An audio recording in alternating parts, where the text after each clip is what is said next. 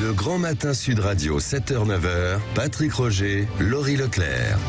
Il est 8h09, donc dans un instant mon invité politique, Sandrine Rousseau. Avant cela, comme chaque jour, du lundi au jeudi, Elisabeth Lévy, Lévy sans interdit.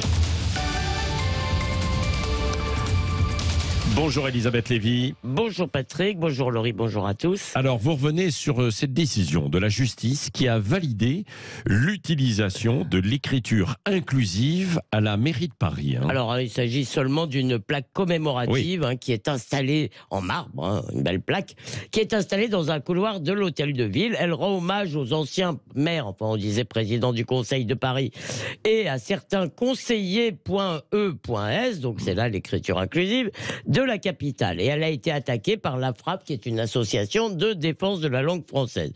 Alors, pour le tribunal administratif, eh bien, cette plaque ne pose aucun problème, bien sûr. Tout document, toute inscription à usage du public doit être écrite en français, mais aucun texte ne dit que l'écriture inclusive n'est pas du français. Alors, cette question peut sembler anecdotique, qui se soucie d'une plaque qui, d'après Le Parisien, serait d'ailleurs le seul exemple de cette barbarie langagière dans les locaux administratifs de la capitale. En réalité, la question de la langue est essentielle dans la définition de tout pays, particulièrement d'une patrie littéraire comme la France ou comme l'était autrefois la France. Notre plus vieux texte réglementaire en vigueur, eh bien c'est quoi, cher Laurie? C'est l'ordonnance de Villers-Cotterêts de 1539, pardon. Et il faut aussi citer l'article 2 de la Constitution, c'est pas un petit article de fin, le français est la langue de la République. Donc, et c'est évident, si chacun parle et écrit comme il l'entend, eh bien, il n'y a plus de peuple français, il n'y a donc plus de France. Bon, alors si j'en suis ce raisonnement, la décision du tribunal administratif doit vous faire enrager alors? Un peu, mais en fait, elle ne changera rien dans la pratique parce qu'elle n'est ni réellement incitative, ni évidemment dissuasive. Personne ne se fonde là-dessus pour décider comment écrire. Mais elle pose un problème intéressant qui est qui définit la langue française. Alors, bien sûr, il y a des autorités. Par exemple, il y a une circulaire de Jean-Michel Blanquer qui prohibe l'écriture inclusive à l'école. Il y a aussi cette mise en garde solennelle de l'Académie française contre, je cite, une langue désunie, disparate dans son expression, créant une confusion qui confine à l'illisibilité.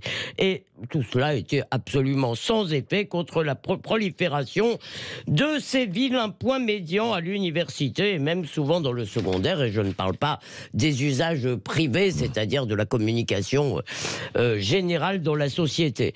Et d'ailleurs, il n'y a eu aucune réaction institutionnelle, ni de l'Académie, ni des autorités, à la décision du tribunal administratif. Mais la réalité, c'est que ce sont les locuteurs qui font vivre une langue. L'enjeu essentiel, le lieu où se joue l'avenir du français, c'est donc évidemment l'école. Or, depuis des décennies, les Français apprennent une langue appauvrie et en plus, on leur bourre le crâne avec l'idée que les règles, c'est pas très important, on peut s'en affranchir. Il suffit maintenant de voir l'orthographe pratiquée en général. Le résultat, c'est que nous n'avons déjà plus de langage commun et en fait, par désinvolture, par haine de soi, par inappétence pour l'effort, nous avons renoncé à défendre, à transmettre, à chérir et à embellir le trésor légué par nos ancêtres. Alors bien sûr, oui, je regrette que la justice valide cette barbarie langagière qu'est l'écriture inclusive, mais si on en est à mener la bataille du français au tribunal, malheureusement, c'est qu'elle est déjà perdue. Merci Elisabeth Lévy.